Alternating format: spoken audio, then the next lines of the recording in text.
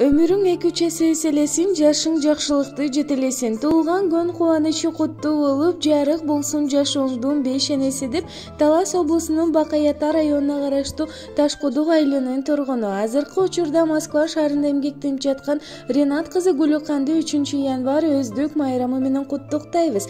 Жараткан колдоо өзүңдү ойлогон оюң бүт болсун. Жыл сайын сени кубанткан туулган күнүң кут болсун. Ушул жашың куттуу болуп, жакшылык дайыма коштосун.